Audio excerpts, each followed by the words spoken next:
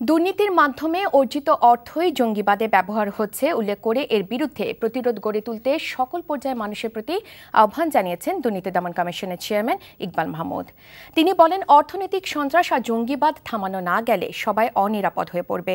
দুদকের কৌশলগত কর্মপরিকল্পনা নিয়ে গণমাধ্যমের সাথে মতবিনিময় সভায় তিনি এসব কথা বলেন। হাসান মাহমুদের রিপোর্ট।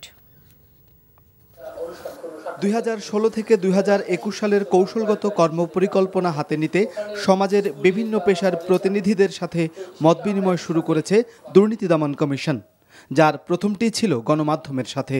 দক্ষতা বৃদ্ধি, তদন্ত ও অনুসন্ধান কার্যক্রমকে আরও কার্যকর করা, দুর্নীতি প্রতিরোধে শিক্ষা ও সামাজিক আন্দোলন গড়ে তোলা, আইনি কাঠামো সুদৃঢ় করা সহ বিভিন্ন বিষয় উঠে আসে আলোচনায়।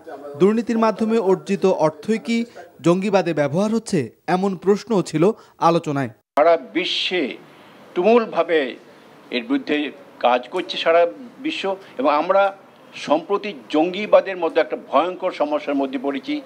আমি মনে করি জঙ্গিবাদের বিরুদ্ধে সমগ্র জাতিকে সচেতন করার জন্যে এখন যে কার্যক্রম করেছে, দুর্নীতির ব্যাপারেও একই কার্যক্রম গ্রহণ করা সম্ভব।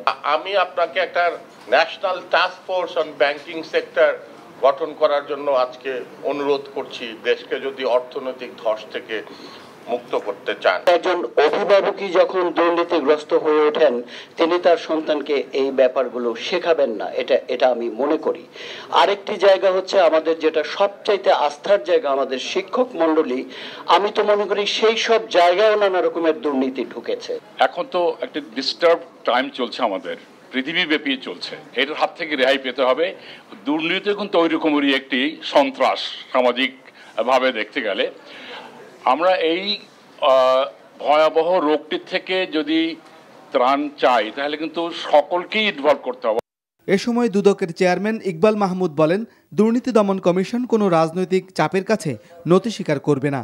তিনি বলেন, দেশের ব্যাংকগুলোতে ঘটে যাওয়া বিরাট অর্থ কেলেঙ্কারির বিষয়ে অনুসন্ধান করছেন তারা। প্রাইভেট সেক্টরে যে ব্যাংকিং ব্যবস্থা, সেই ব্যবস্থার অব্যবস্থা আমরা বের করছি। আপনারা কিছুদিনের মধ্যেই দেখবেন যে প্রাইভেট ব্যাংক আমরা কিছু মামলা করেছি। অর্থনৈতিক সন্ত্রাস আর এই জঙ্গিবাদ, এই দুটোকে যদি আমরা সমভাবে সমগুরুত্ব দিয়ে এটা প্রতিরোধ গড়ে না তুলতে পারি সামাজিকভাবে, তাহলে কিন্তু আমরা যে অবস্থানেই থাকি না কেন, আমাদের অবস্থান থাকবে না। সবাইকে দুর্নীতির বিরুদ্ধে সামাজিক আন্দোলন গড়ে তোলারও আহ্বান জানান chairman. Hasan Mahmud, NTV news, Dhaka.